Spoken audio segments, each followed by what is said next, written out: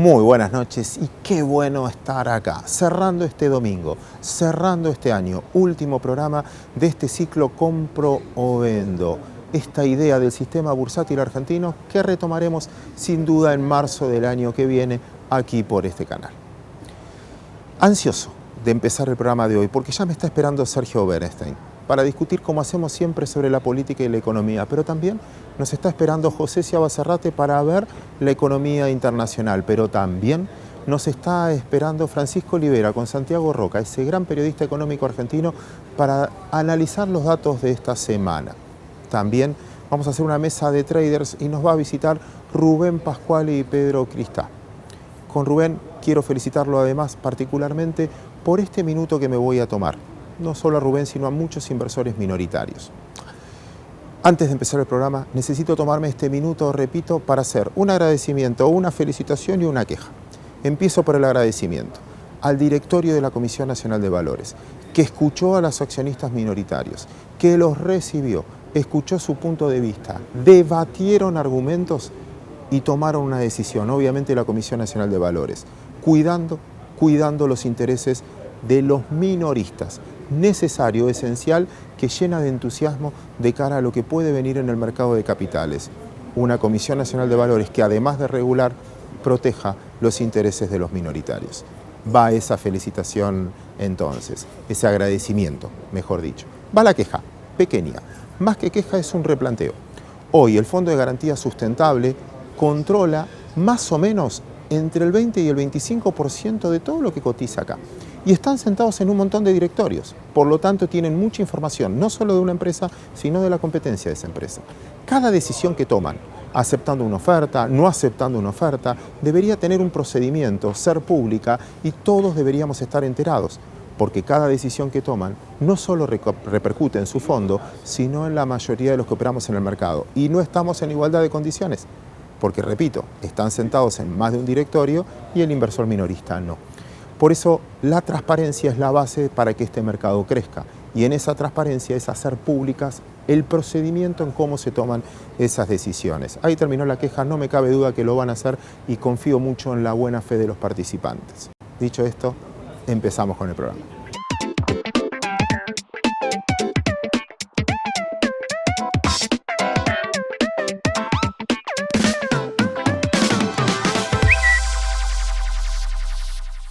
Estamos construyendo un nuevo mercado federal. Bolsas y Mercados Argentinos surge de una alianza federal de gran trayectoria para expandir el mercado argentino. Llega para brindar el mejor servicio y la más alta calidad en inversiones bursátiles. Bolsas y Mercados Argentinos, el mercado que la Argentina necesita. Aeromar Valores, nuestra experiencia respaldando su futuro. Alternativas de inversión, financiamiento y coberturas en los mercados de valores. www.aeromarvalores.com.ar. Ahora sí, oficialmente, bienvenidos, Sergio. Un ¿Qué tal, placer Claudio? recibirte. Pregunta fácil, siendo el último programa del año. Tírame tus prioridades, cosas del 2016 que impactaron. Impactó, creo yo, un nuevo gobierno con un equipo que estaba parcialmente conformado desde la ciudad, que se amplió naturalmente y le agregó otras características por la escala. Cambia todo, porque cambia el líder, el presidente ya no es más ni el jefe de gobierno ni el candidato. El equipo tiene otras características, otras dimensiones. El diagnóstico inicial, yo creo, como charlamos acá varias veces, Claudio, era un poquito superficial y demasiado optimista. Fue mucho más complejo el legado que recibe este gobierno de Cristina. Y finalmente, una política que se adapta bastante bien a esta coyuntura, en esta larga transición de un año. La verdad que hubo mucho espíritu cooperativo por parte de la oposición, con obviamente negociaciones, tomas y dacas, como vimos en el último episodio de Ganancias. Yo diría político, gestión, gobierno, más o menos anduvimos dentro de los parámetros más optimistas, ¿no?, de lo que pensábamos hace un año. Estoy preocupado como todos, no tanto por la política, sino por la economía y por la sociedad. ¿Por qué? Porque obviamente la economía tarda en arrancar, eso sabes mucho más vos que yo y nuestros oyentes, pero déjame dar un punto respecto de la sociedad. Yo creo que la Argentina todavía no está con una agenda clara de lo que significa un proceso de modernización, de transición hacia un esquema más abierto, más competitivo, donde cuestiones como, por ejemplo, la productividad tendrían que ser una prioridad compartida por todos, ¿no? Ahí te la tengo que devolver. Porque finalmente los que nos basamos nuestro análisis en la parte financiera y económica, siempre decimos, sin poder político no puedes hacer los cambios de infraestructura que tenés que hacer. Claro. Porque son muy difíciles y no son no lo resolvés ni con una devaluación, ni con subiendo la tasa, ni nada. Hay que hacer cambios estructurales realmente muy importantes. Claro. Y para eso tiene que tener un impacto social lo suficientemente importante como para tener que tener un poder político enorme. Por eso siempre pusimos, y creo que está bien eso, la economía muy detrás de la política. Y siempre vos marcás que la política resultó ser mucho mejor, ¿no? Por lo esperado, claro, el comportamiento político que la propia gestión. Y ahí te tengo que repreguntar algo. Lo habíamos hablado una vez. Claramente, vos lo marcabas también, y creo que es factor común en casi todos, se subestimó la herencia. Sí. Pero se sobreestimó su capacidad. ¿Hubo soberbia en sobreestimar su capacidad de cambio, que con solo el cambio iban a venir inversiones y demás? Yo creo que el gobierno tomó a la industria agropecuaria como una especie de proxy que podía eventualmente sintetizar lo que era el conjunto de la economía. ¿Cuál era el diagnóstico ahí?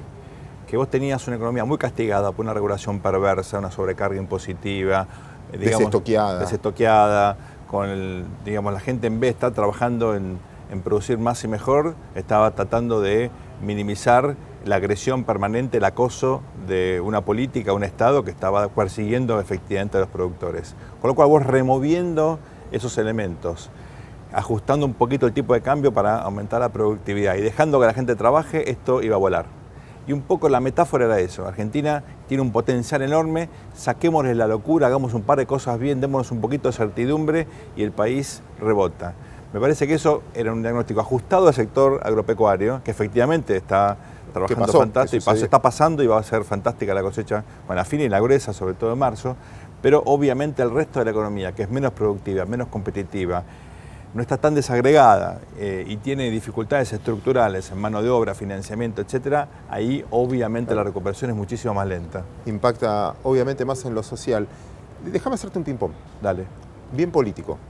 Macri va a ser más en el 2017 que en el 2016. Hoy es más de lo que era cuando ganó. Siempre hablábamos de los aprendizajes. El presidente va a tener seguramente un aprendizaje, acá lo podemos decir, medio logarítmico, no va a ser lineal, va a ser una cosa incremental hasta que va a cuajar él, su liderazgo, sus ideas, su equipo. Yo creo que este va a ser un año donde, y esto es importante para nuestra audiencia, Claudio, va a haber un énfasis en lo fiscal que no hubo el primero. Curioso, porque si es año electoral tenés que gastar más. Bueno, va a haber mucho énfasis en dos dimensiones, en el gasto social, para tratar de minimizar el impacto de este ajuste en los más pobres, en los más vulnerables y sobre todo infraestructura física, obra pública.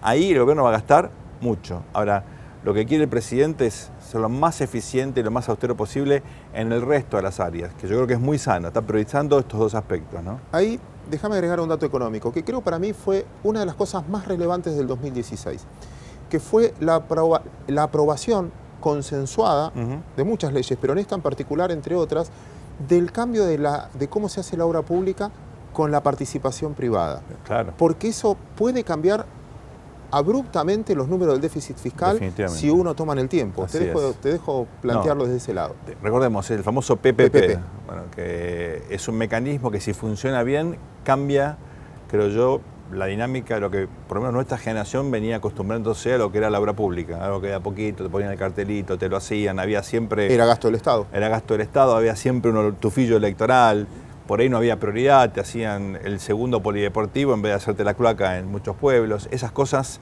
lamentablemente ocurrían porque no había una prioridad o, digamos, un plan estratégico de infraestructura donde podías alinear intereses y establecer claramente qué era lo más importante. Si el sector privado se involucra, es transparente y efectivamente hay una continuidad de estabilidad macroeconómica, esto puede modificar sustantivamente, muy rápidamente. Pasó en Chile, por ejemplo. Cuando mucha gente va a Chile y ve las autopistas o obra de infraestructura, esto es fruto del financiamiento de los fondos de pensión, que nosotros lamentablemente ya no tenemos, pero con un mecanismo que te permite canalizarlo rápidamente. Así que yo creo que esto puede ser, y de este año es una de las cosas más positivas mirando lo que puede ser la infraestructura. Claro, ¿no? Que quizás pasó ahí en los diarios, y también cambia la forma de endeudamiento, porque en muchos casos, como vos decías recién, de los fondos de pensión, no es el Estado el que se endeuda directamente, claro. Y eso va a terminar impactando en los números. El otro punto fue, y que te estoy robando la frase a vos, se ganó mucha república, ¿no? Sí. Primero por lo que ya no pasa, te diría, es mucho más una actitud, una decisión política de trabajar con la oposición, de respetar la independencia de la justicia, de que el Congreso se convierta en una caja de resonancia de todas las preferencias de la sociedad, en toda su diversidad, y en posible también de formación de consenso. Eso se hizo bien. ¿Cuál es mi déficit y mi sinsabor al respecto? No hubo un solo debate de reformas institucionales o políticas estructurales que le diera a Argentina calidad independientemente de las personas. Y esto no es menor. Hubo un solo debate parcial que fue el de la boleta electrónica, ¿te acordás? Que era algo muy puntual, importante en sí mismo y relevante en el conjunto.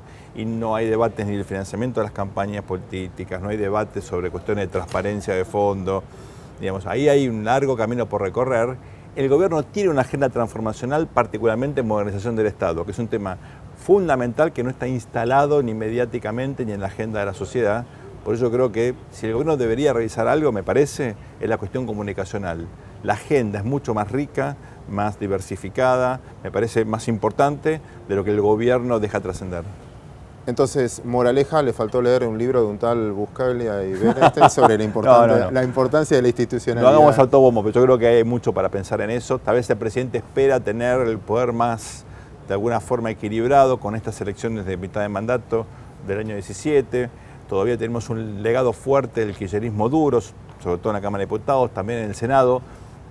Por ahí discutir estas cosas ahora puede tener algún riesgo. No sé si es eso, no sé si es, digamos, la urgencia que desplaza lo importante. En algún momento el presidente tuvo una metáfora muy significativa, a mitad de año dijo 80% matafuego, 20% política pública, que tal vez sintetiza bastante bien lo que significaba agarrar esta herencia tan singular. Veremos si este año esta cosa mejora un poco, ¿no? Ojalá que el 2017 sea bastante mejor, no hace falta mucho, de lo que vivimos en el 2016.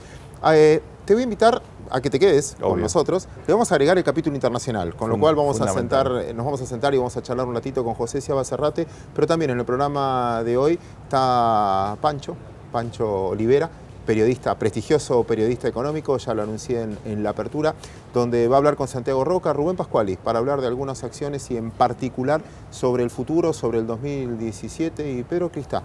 Vamos a presentar uno de estos fondos nuevos que trata de captar a la economía real la plata del blanqueo, que era muy relevante y que finalmente pasó a ser una buena noticia, creo, por monto y por forma para la República Argentina.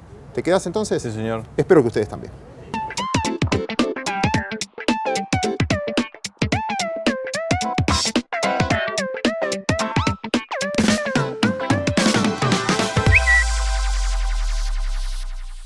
ExxonMobil, líder en tecnología para la operación segura y eficiente de recursos no convencionales de gas y petróleo, está contribuyendo con el progreso del país desde sus operaciones en la provincia de Neuquén. La Argentina se conecta con el mundo. El Merval con usted. Es momento de invertir. Piensa en Merval. El mejor vínculo entre sus inversiones y la producción. Mercado de Valores de Buenos Aires. Bien, y Claudio nos hizo una pequeña apertura, así que nosotros vamos a estar con Pancho Olivera, periodista de La Nación. Vamos a tratar de analizar lo que queda de ganancia, vamos a hablar de lo que también Aerolíneas Argentinas fue la novedad esta semana y también el blanqueo. ¿Blanqueo exitoso, sí o no? ¿Qué tal? ¿Cómo te va, Pancho? ¿Cómo andas? Un gusto tenerte acá en este recinto donde se hacen muchos negocios, ¿viste? Sí. Se han hecho muchos negocios. Muchos negocios. Y vos me decías que hoy, cuando hablamos de ganancia, ¿qué le queda al Tesoro para ayudar a lo que fue la billetera del gobierno para que puedan cerrar este tema de ganancia? Todavía no saben exactamente cuánto va a salir. Ajá. Así que eso ahí tenés una incógnita hacia adelante. Yo el otro día trataba de averiguar cuánto era la diferencia entre el costo del primer proyecto, el de Prat Gay, y el que salió. Y el ministro Cabrera había dicho entre 5.000 y 7.000 millones de pesos más, pero me han dicho que es un poco más. y el gobierno espera recuperar algo vía suba de otros impuestos, ¿no? Por ejemplo, sube la recaudación, por ejemplo, de ingresos brutos porque mejore la actividad. Eso es incierto. ¿Y vos creés que va a subir la actividad el año próximo? Depende en qué sector, ¿no? Hay sectores en los que todo está un poco más claro, ¿no? Por ejemplo, ayer hablaba con el gobernador de Santa Fe y él es muy optimista respecto de el sector que es fuerte en la provincia y en Rosario, ¿no? Que es el agropecuario. Eso probablemente traccione un poco. El problema es si derrama a los pueblos, que es lo que venía pasando acá en la última década, y después otros sectores que están más rezagados, como el industrial que depende de Brasil. Ahí ya todo es mucho más incierto porque el cálculo también falló ahí, no solamente acá. Se pensaba que Brasil se iba a recuperar en el último trimestre y no se recuperó, y aparecieron incluso más señales de estancamiento, así que el sector industrial está, de todos, me parece que de todos los que uno habla, es todavía el más rezagado y más pesimista. Al sector industrial dice que el tipo de cambio no le cierra. ¿Vos escuchaste algo interesante? Todo el tiempo dicen que no le cierra. Ahí hay un problema, en algunos casos, depende del sector, ¿no? Pero en algunos casos hay un problema de falta de competitividad sistémica, otros no. Las economías regionales que habían empezado a ser competitivas después de la devaluación del año pasado, de este año, principios de año, ya vieron que por la suba de la inflación los costos le subieron. Uno del noroeste, por ejemplo, te dice, no, a mí esta soja con este nivel de precios de gasoil o de flete ya no me sirve. Entonces necesito otro tipo de cambio. Como siempre, en todos los problemas de la economía de la Argentina, subyacente está el problema de la inflación. Bueno, vos sabés que yo estuve en la Bolsa de Cereales conversando con muchos traders de grano y me dicen que nadie vende, todos se van a quedar con el chilo bolsa. Bueno, pero eso quiere decir que están esperando una devaluación. Ahí está. Ese es bueno, cierra con lo que vos me comentás.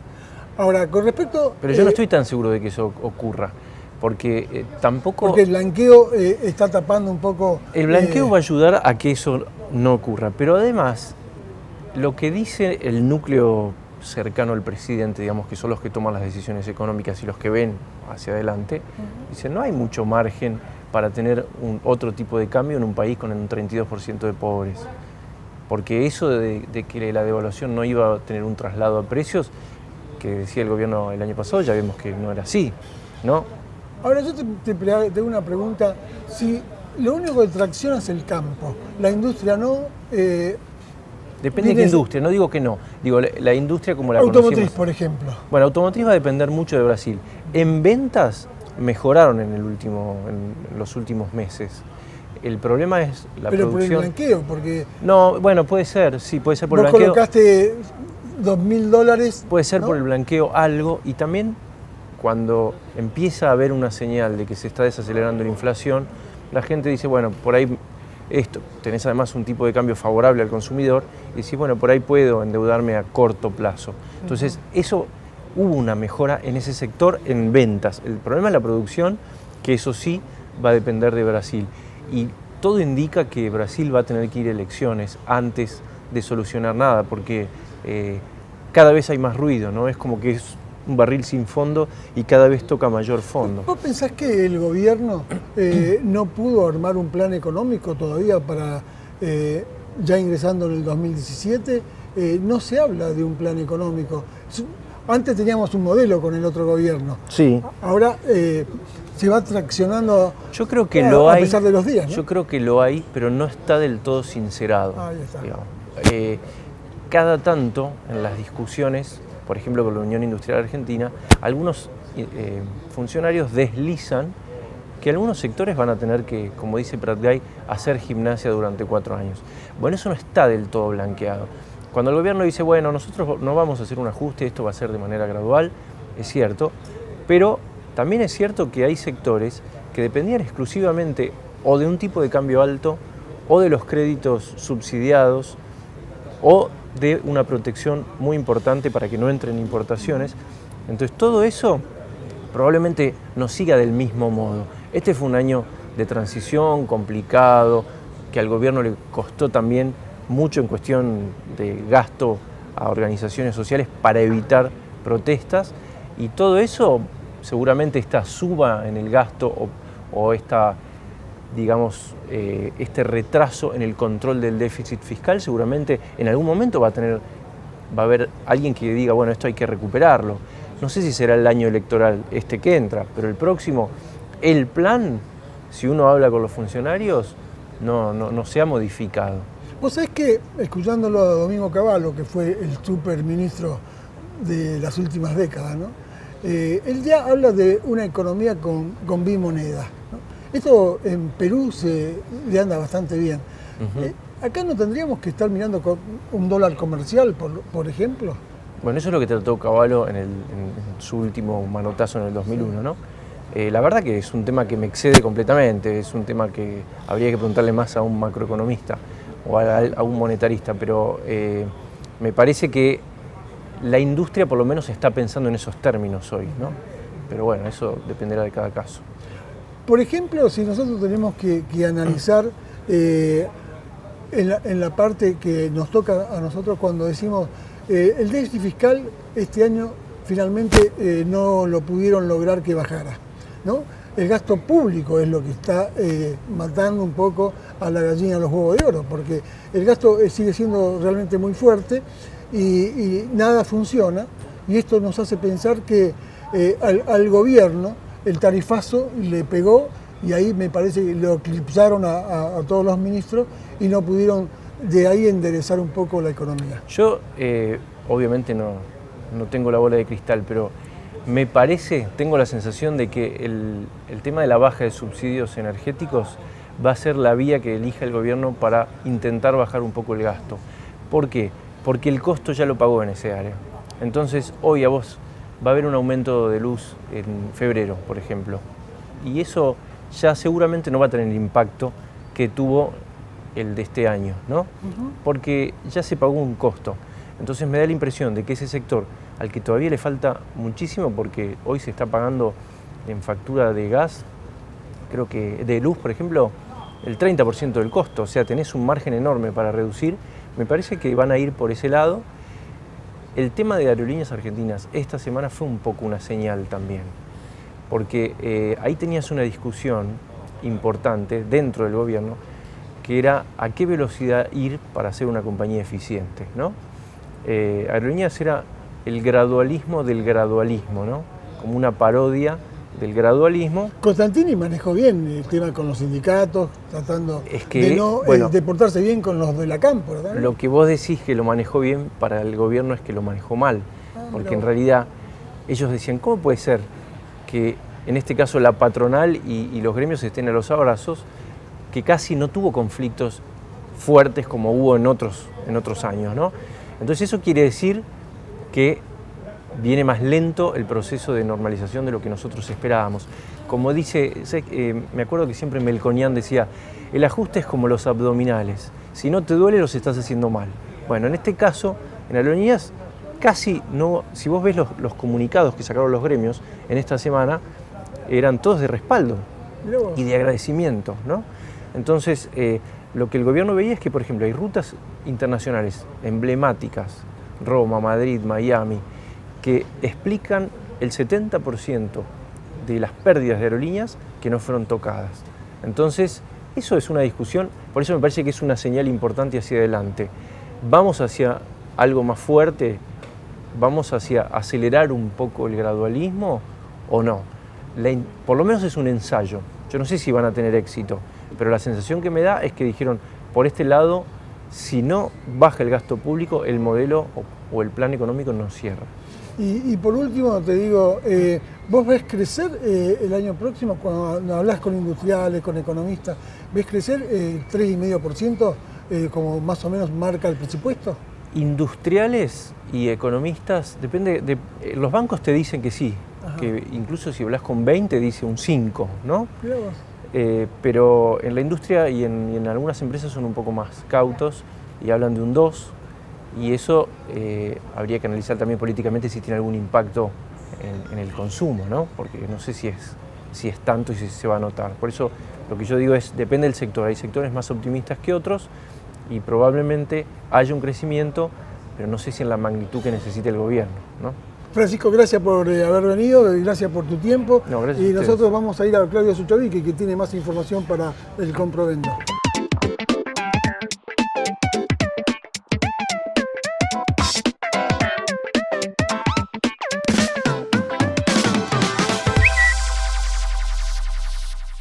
Esta es la bolsa de valores, la de los valores que realmente importan. Un lugar donde se invierte en las acciones que nos hacen crecer como personas. Aquí encontramos a los inversores de la vida. Yo me convertí en inversor de la vida cuando entendí que no me estaba comprando un auto, no. Estaba invirtiendo en conocer lugares nuevos y que no estaba levantando 4 paredes. Invertí en mi propia historia familiar. Empecé a invertir en las cosas que realmente te importan, porque de eso se trata la vida, ¿no? De vivirla.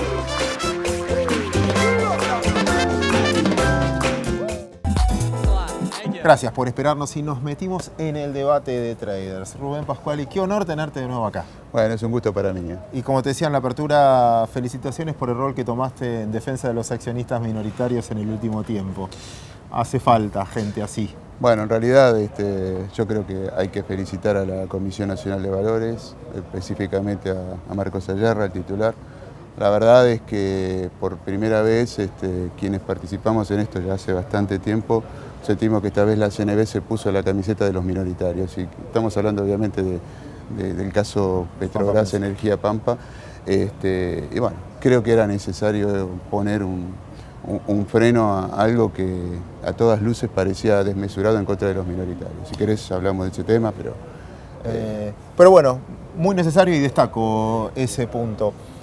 Así como pantallazo, para poner en clima a los televidentes, ¿el 2017 va a ser mejor que el 2016 en términos accionarios? A ver, yo creo que estamos en terreno desconocido. Primero porque el escenario internacional va a ser totalmente diferente al que vivimos este año.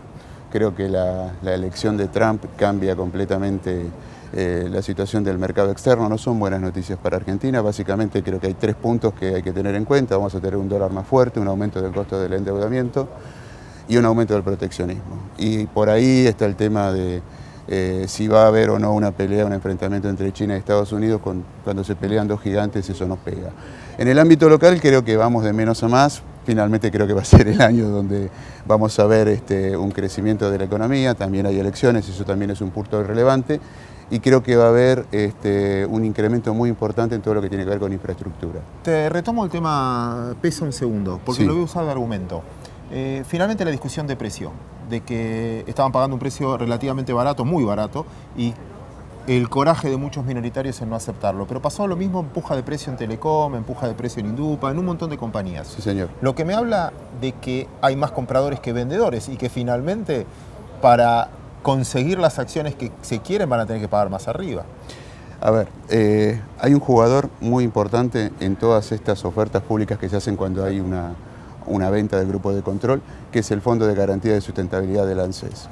Cuando un accionista minoritario está tomando una decisión, no sabe lo que va a hacer un gran tenedor que obviamente tiene más información porque tiene la facultad de tener un director independiente en cada compañía. Puntualmente en el caso, conocen la compañía y la competencia. pero además están adentro de la toma de decisiones. Puntualmente están obligados por norma de CNV, el directorio de la sociedad que está siendo comprada, de emitir una opinión para los accionistas minoritarios, dando una idea que no es vinculante, pero si el precio es razonable o no es razonable. Cuando se reunieron los directores independientes de Petrobras Argentina, le recomendaron al accionista minoritario no aceptar la oferta. Es el único caso que yo le he visto. Llamó la atención justamente por eso. Y después nos enteramos que el ANSES vendió. Eso tuvo un impacto en precios. Después de eso aparece la decisión, se sabía que iban a terminar en una fusión y ofrecen una relación de canje notoriamente por debajo de lo que era aquel precio equivalente, pero encima tomando en consideración 15 días de mercado. O sea, yo soy contador. Cualquiera que conozca algo de ciencias económicas, una fusión tomando como precio la cotización de mercado de 15 días que encima se vieron afectados por esto, resulta una burla. Creo que es muy burdo el tema, por eso se produjo todo este movimiento. Interesante plantearlo, pero también de cara adelante. Olvidémonos no solo de este caso, no nos olvidemos, mejor dicho, se está atendiendo, pero también para sentar jurisprudencia de lo que viene para adelante un año movido. Pedro Cristiá, socio gerente de First Capital Market, un placer tenerte aquí. Ya hemos hablado por radio un par de veces. Te convocamos por dos aspectos. Ya vamos a hablar del mercado de bonos también, pero antes me interesó uno de los temas relevantes de la Argentina, es el blanqueo. Eso va a ser un cambio de reglas del juego. Contame tu percepción. Me parece que el blanqueo, hubieron muchísimos pronósticos, empezamos siendo optimistas, llegó noviembre, se generó como un mal humor, que esto no iba a ser tan bien. Me parece que la sensación mía es que esto va a ser un éxito. La primera sorpresa la tuvimos con lo que fue el primer vencimiento al 30 el tema efectivo, se pensaron 7.000 millones de dólares. Y al 21 de noviembre, que es la última información disponible de AFIP, hay 20.000 millones de dólares, ¿no? Ya hoy algunos medios hablan estamos llegando a la barrera de 30.000 o incluso podemos llegar a los 50.000 dólares. Me parece que esto va a traer un gran incentivo a la economía, ya de por sí aumenta la base imponible de la recaudación. Así que bueno, nada, me parece que para el año 2017 esto va a ser un empuje, ¿no? También es un empuje para el mercado de capitales. Intentamos en todos los programas, este es el último de este año, ya se lo repetimos varias veces, de presentar distintas alternativas de inversión que se abren a partir precisamente de blanqueo, que no es necesariamente solo para el blanqueo, pero empiezan a cotizar fondos comunes cerrados de inversión. Presentamos varios, ustedes también tienen uno. Nosotros estamos con un proyecto de fondo común de inversión cerrado para el sinceramiento fiscal que recientemente nos lo aprobó el directorio de la Comisión Nacional de Valores.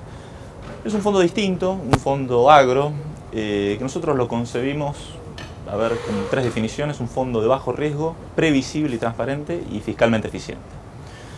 ¿Por qué te digo esto? Porque cuando uno piensa en un fondo agro piensa automáticamente en un pool de siembra, piensa en actividades ganaderas directas. Y este fondo está mucho más enfocado en lo que es mercado de capitales y dejando que cada una de las compañías hagan lo que saben hacer. Con lo cual, este fondo agro va a estar directamente invirtiendo en activos financieros de distintas compañías del sector agro. Lo cual, esto de caras al inversor le da. ¿Por qué bajo riesgo? Y porque las fichas, digamos, los porcentajes de inversión en activos financieros pueden ser más bajos. ¿Activos financieros qué? ¿SOERES? Obligaciones sociales y fideicomisos financieros, principalmente en el marco de la oferta pública. O sea, todos los activos financieros que estén incluidos en el fondo van a estar dentro del régimen de oferta pública, con lo cual ahí no hay dudas en lo que es transparencia, lo que es relacionado con rendimiento, relacionado con valuación, relacionado con lo que son las previsibilidad de los flujos de pagos. O sea, de acá a 5 años, una de las dudas que se presentan algunos inversores es: che, ¿y a 5 años cómo hacemos la liquidez o no la hacemos?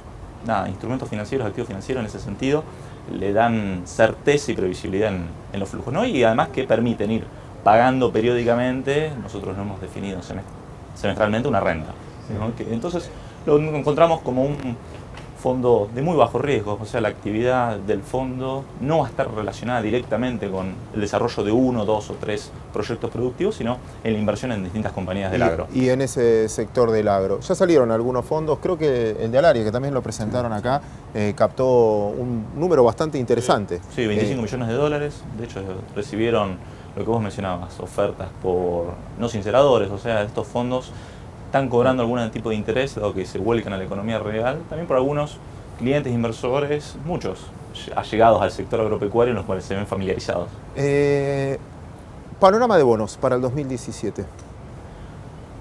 Mira, el tema bonos, creo que hace 3 meses atrás, cuando uno analizaba, decía, bueno, acá podemos seguimos con el cisnes negros. El tema Trump era el primer signo de interrogación, la segunda la suba de la tasa y el tercero el Deutsche. ¿Qué iba a pasar con el Deutsche? Me parece que esos dos nos están jugando en contra en ese sentido, y lo vemos claramente en lo que ha sido la suba de los spreads contra los comparables, ¿no? En el sentido de la curva larga de dólar. La corta la vemos cara. Me parece que todo lo que es bienes personales y sinceramiento fiscal, muchos inversores se han volcado al Bonar 10, que vence en abril del 17, y el Global 17. Entonces, en ese sentido lo vemos caro. Nos está gustando en este contexto. El presupuesto habla de una inflación del 17. Creo que para enero el Banco Central tiene para seguir bajando la curva 100, 150 puntos básicos seguramente. Así que ir largo, en ese sentido siguen habiendo instrumentos de renta fija, ser fideicomisos financieros que uno permiten 10, 12 meses, fijar tasa y en ese marco poder devengar, ¿no? Pero gracias por tu visita hoy aquí. Rubén, déjame terminar esta nota contigo y háblame del futuro, del 2017. Ya me contabas algunas perspectivas, pero vos, en lo personal, de tu cartera, en lo que te gusta, sos un especialista de estudiar los balances de las compañías chicas también. Sí. ¿Hay perlas todavía? Sí, yo creo que cambió el paradigma.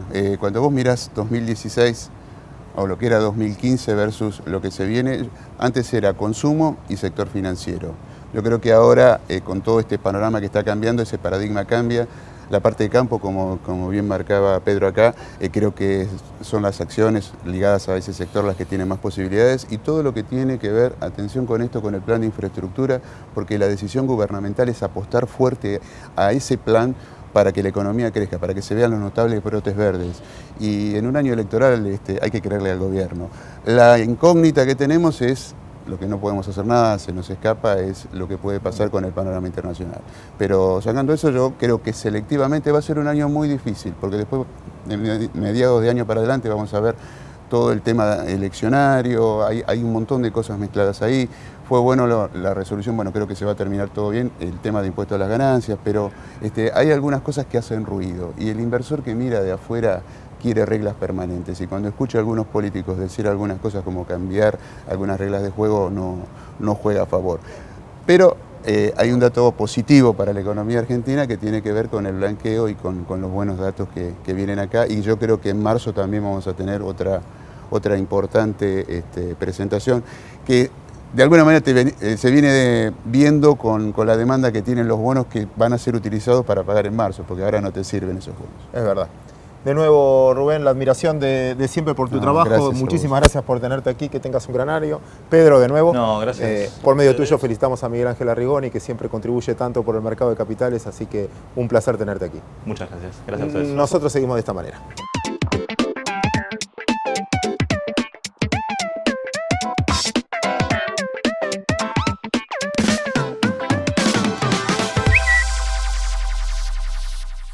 Estamos construyendo un nuevo mercado federal. Bolsas y Mercados Argentinos surge de una alianza federal de gran trayectoria para expandir el mercado argentino. Llega para brindar el mejor servicio y la más alta calidad en inversiones bursátiles. Bolsas y Mercados Argentinos, el mercado que la Argentina necesita. Aeromar Valores, nuestra experiencia respaldando su futuro. Alternativas de inversión, financiamiento y coberturas en los mercados de valores. www.aeromarvalores.com.ar. Bien, y ahora sí vamos a tocar un poco lo que es el internacional. Vamos a hablar de qué pasa con la llegada de Trump el 20 de enero. Y bueno, estamos viendo mucha volatilidad en el mercado, los commodities están a la baja, y también tenemos que mirar la tasa del bono de 10 años, dónde va a recalar, ¿no? ¿Cómo te va, José Chiava? Muy bien, ¿cómo estás? Bien, vamos a empezar por el lado de la tasa, ¿no? Bueno. Que la tasa marca el rumbo de los commodities, ¿no? Y el superdólar. Sí, te diría que hay que empezar por Trump, por el triunfo de Trump el 8 de noviembre. Eso marcó una diferencia, hay un antes y un después, un cambio de expectativas que pocas veces se ve. Furibundo, ¿no? Un país que está dividido, en el que si uno cuenta los votos, sacó más votos Hillary que Trump, en los mercados que desconfiaban bastante de Trump. La verdad que ese Trump un poco más civilizado que el de campaña, y yo diría la aparición de un equipo atrás de corte republicano tradicional, le dio a los mercados una expectativa de crecimiento que no habíamos visto. Eso trae también un arrastre de expectativas de inflación más altas. Las dos cosas le sirven a la Reserva Federal, que buscaba instalar la idea de que por fin la recuperación arranca. No lo consiguió con múltiples variantes de política monetaria no convencionales, y Trump lo instaló. Entonces esto ha elevado enormemente las cotizaciones en la bolsa y ha arrastrado también la tasa. Te hago un alto ahí. Sí. Elevar las cotizaciones en la bolsa con una bolsa que viene empinada, ¿no? Los máximos históricos fueron rompiendo. Exacto. Pero ¿vos creés que Trump, haciendo proteccionismo y con una tasa en alza, el escenario va a ser igual del que deja Obama? Parece una lectura demasiado conveniente. Yo diría que lo que hay es una convicción en la bolsa de que Trump va a implicar desregulación, muchos negocios, ambiente de pro negocios, desregulación en los bancos, que es un elemento importante, y diría reducción impositiva. Todo eso ha pegado de lleno. También es verdad, aunque no se lo quiere reconocer, de que Trump prometió más proteccionismo. Y te diría que cuando uno ve subir los índices de compañías pequeñas, que son las que viven del mercado interno, las que se pueden beneficiar por el proteccionismo, aunque no se diga, también se está pensando que un Trump proteccionista va a generar nuevos negocios y le va a dar más vida a un cierto estilo de compañía. Lo que quizás no se interpreta o no se incorpora en los precios plenamente es el daño que puede generar el proteccionismo. Y hay muchas cosas en el tintero que Trump puede generar, sobre todo el enfrentamiento con China, que pueden tener ¿Tiene que estar preocupado China? Negativas para la bolsa y que hoy no están en los precios y a lo mejor están esperando el 20 de enero, le están concediendo una luna de miel, esperando que asuma Trump y que finalmente defina qué grado de enfrentamiento va a haber con China. China sin duda que está preocupada porque está atravesando un momento delicado, la elección del momento para confrontar con China es un tema crucial. China tiene problemas internos importantes, cuando se aprecia el dólar tiene salidas de capital fuertes. China depende muchísimo de la colocación de sus productos en el exterior y Estados Unidos es un gran cliente.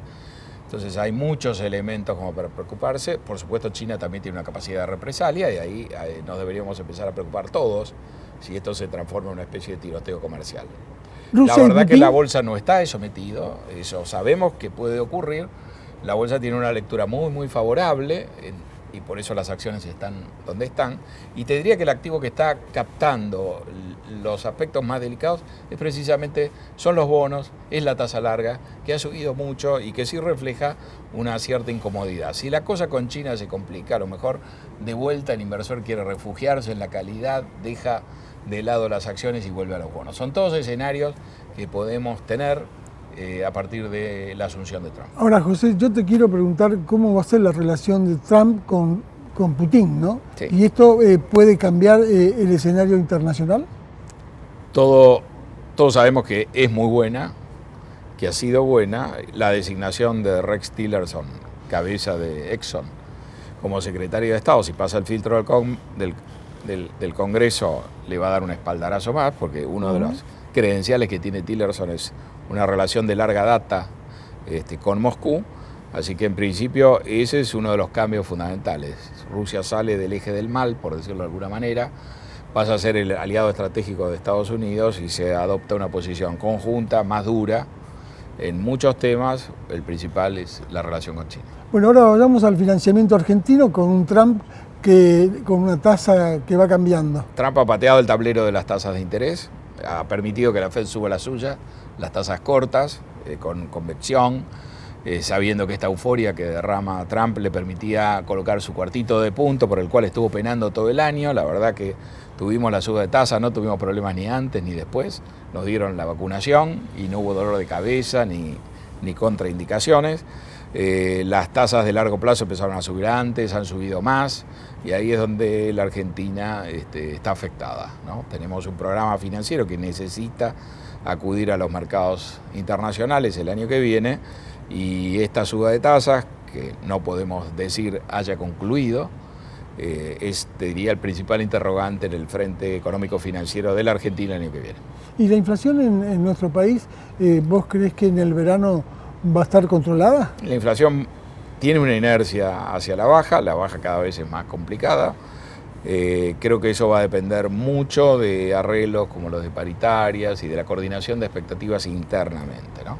Si eso se trabaja bien, la mejor señal quizás sea el acuerdo que firmó la gobernadora Vidal con parte de los empleados públicos de la provincia de Buenos Aires, en torno al 18%, en un esquema que se extiende más allá del año. Yo diría que si vamos por ese camino, la inflación puede, digamos, seguir bajando. El campo que tanto el gobierno como los productores han apostado a 120 millones de toneladas, si tenemos un superdólar, ¿los commodities lo ves a la baja? Bueno, los commodities están haciendo un papel mejor que el que uno podría pensar, dado el superdólar. Tenemos el petróleo en máximos y el dólar en máximos de varios años. Eso no es común, eso es extraño. En cierta medida eso está sostenido por la expectativa de que la economía crezca tanto, que también va a arrastrar la demanda de muchos commodities, sobre todo aquellos que tienen alto uso industrial. En el caso del petróleo se suma la decisión de la OPEP de recortar la producción. Los productos nuestros son un poco más vulnerables y yo te diría que en el corto plazo no solo enfrentan un dólar más alto, sino también la posibilidad de una sobreproducción o un incremento de producción en otras áreas, y eso también nos puede afectar bajando los precios. José, nos vamos. Bueno. Y gracias por haber compartido este año aquí en Comprovendo. Y nosotros le decimos feliz Nochebuena y volveremos en marzo. Ok, así será. Y gracias por el aporte tuyo. Adiós. Nosotros vamos a Claudio Suchovicki.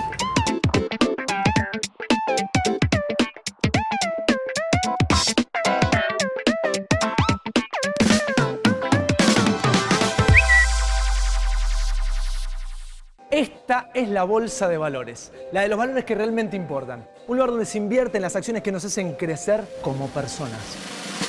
Aquí encontramos a los inversores de la vida. Yo me convertí en inversor de la vida cuando entendí que no me estaba comprando un auto, no. Estaba invirtiendo en conocer lugares nuevos y que no estaba levantando 4 paredes. Invertí en mi propia historia familiar. Empecé a invertir en las cosas que realmente te importan, porque de eso se trata la vida, ¿no? De vivirla.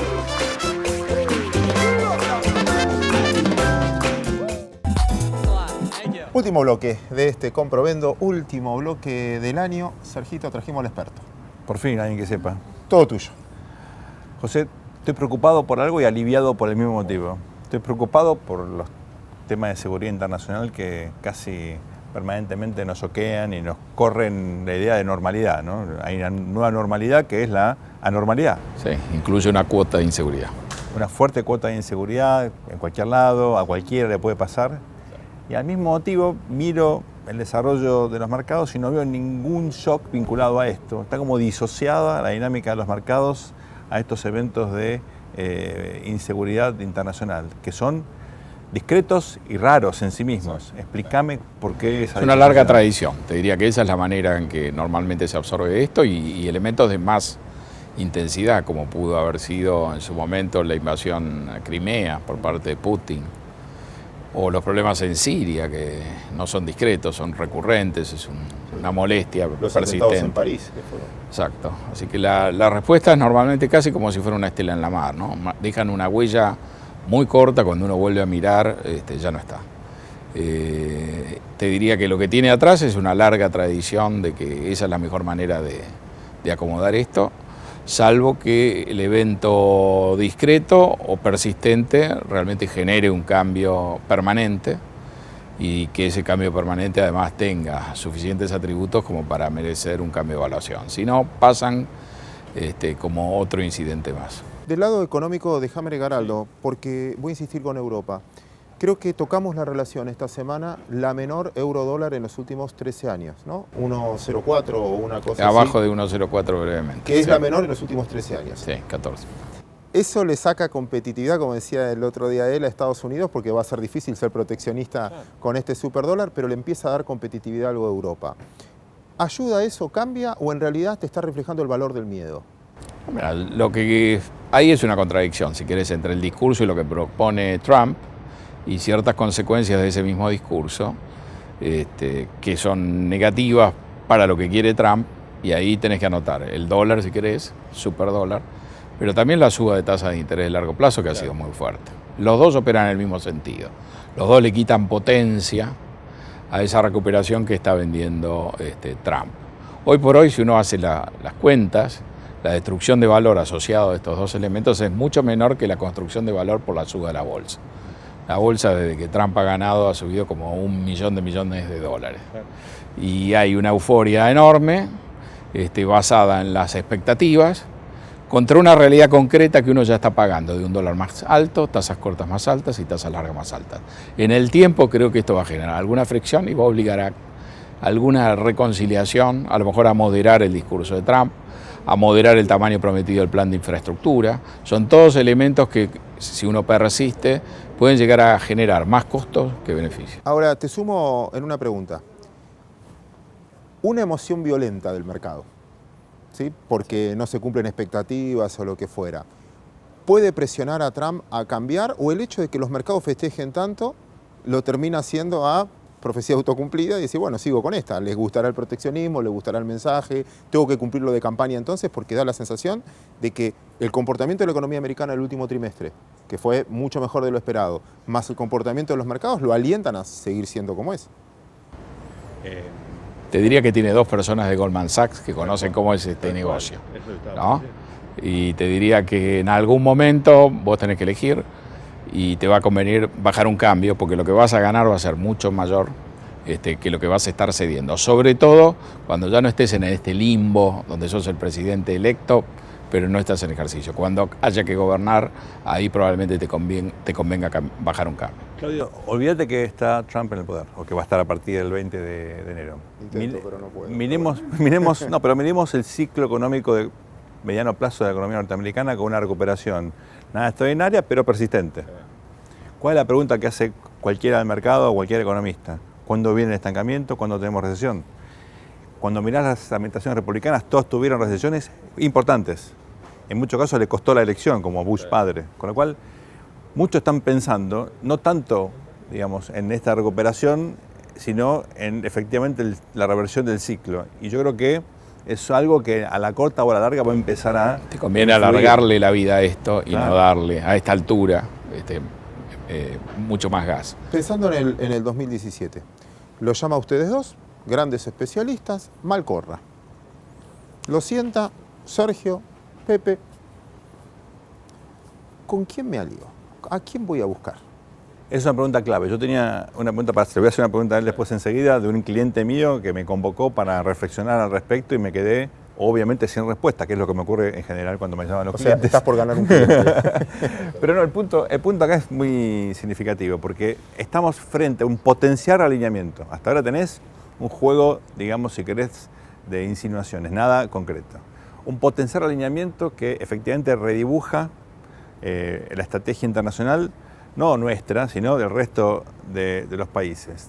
Donde primero lo que tenés que hacer es esperar y ver, ser muy prudente. Ninguna decisión, ningún cambio hasta que efectivamente tengas claro hacia dónde viene la mano. Segundo, no sirve llegar primero. Nunca. El costo es demasiado alto, el riesgo es infinito, no hay por qué. Segundo, una manera de minimizar el costo de no llegar primero es aliarte con los que están como vos. Estás en un segundo o tercer pack, donde hay muchos países que miran con la misma incertidumbre, que tienen tus mismos problemas y que corren los mismos riesgos. Asociate a ellos. Por ejemplo, bueno, la región en particular. Digo, Mercosur es una situación muy conflictiva, pero estamos en una región donde, por ejemplo, tanto Chile, Uruguay, el propio Brasil, Perú, Colombia, son aliados estratégicos en definir una agenda donde la región puede mantenerse probablemente más cerca de un bloque que de otro, probablemente mantenga posturas, aun cuando esté, por ejemplo, alineada con Estados Unidos, de fuertísima cooperación con China, si es que efectivamente se da esta nueva confrontación. Así que yo diría, hay que modificar la mentalidad previa. Siempre lo importante cuando hay una situación de cambio es que tus ideas previas, tu forma de resolver los problemas que hasta ahora fueron eficientes, te impidan adaptarte al nuevo entorno. Por eso hay que ser muy autocrítico de la forma en la cual venías elaborando hipótesis y de cómo fuiste desarrollando política. Está muy bien. Y para proteger a tu cliente, ¿qué era lo que querías preguntarle a...? No, muy importante. No, una organización que se vino globalizando últimamente, que está en una etapa, si querés, de maduración. Y la pregunta es, ok, yo estoy muy ligado a Asia, más ponderado a Asia que el resto, por razones obvias, sector agroindustrial. ¿Qué pasa si efectivamente estamos frente a una guerra comercial que impacta en guerra de monedas?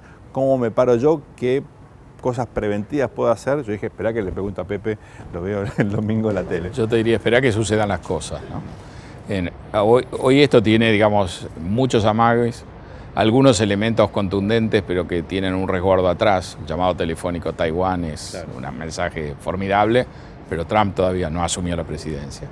En campaña se han dicho muchas cosas y las designaciones, yo creo que trasladan hoy un mensaje claro de alianza entre Estados Unidos y Rusia, que tiene de la vereda enfrente a China. Eso es muy claro, pero hay que ver en la práctica en qué se traduce. Dependiendo de qué es lo que cada uno haga, obviamente la mejor solución va a variar. En la medida que la Argentina necesite financiamiento, la necesidad de estar bien alineado con Estados Unidos o con los mercados de Wall Street y Londres es imperiosa, eso va a prevalecer. En la medida que necesitemos generar dólares y fabricarlos de verdad, Asia muy importante. Asia es China y es Asia ex-China. Claro. Y Asia ex-China es un mercado muy importante y no sabemos dónde se va a parar, porque Japón y muchos otros países tienen también con China una relación de amor-odio y problemas de corto plazo muy importantes. Algunos ya están cambiando. Duterte o Filipinas de Duterte está amagando ciertos cambios. Me acuerdo que en los años 80 hubo una situación de ese tipo y la solución que eligió la Argentina fue no participar del bloqueo a la Unión Soviética, por un lado, es decir, hacer prevalecer el interés de vender nuestros granos, y acoplarse simbólicamente, no mandar el equipo olímpico a las Olimpiadas de Moscú. Así que a lo mejor tengamos alguna solución de ese tipo ahora que nos gobiernan los políticos y no los militares, que eran bastante. Me queda el minuto final del programa, solo por sí o por no, porque me quedó ahí cuando hablabas de China. En un programa también el otro día alguien tiró que iba a ser el cisne negro del 2017 por la fuga de capitales que tuvo China en el último tiempo. ¿Están así? Mira, uno escucha hablar de cisnes negros todos los días, sí, ¿no? Que ya dejan de ser cisnes negros. Con lo cual, por definición, ¿no? El cisne negro del 2017, si existe, por definición no lo conocemos. Claro. ¿No? Si lo prevemos con tanta facilidad, es obvio que no. Y es claro que nos podemos preparar. Pero siempre hay algo que no previmos, que nos puede partir al medio, eso es bueno tenerlo en cuenta.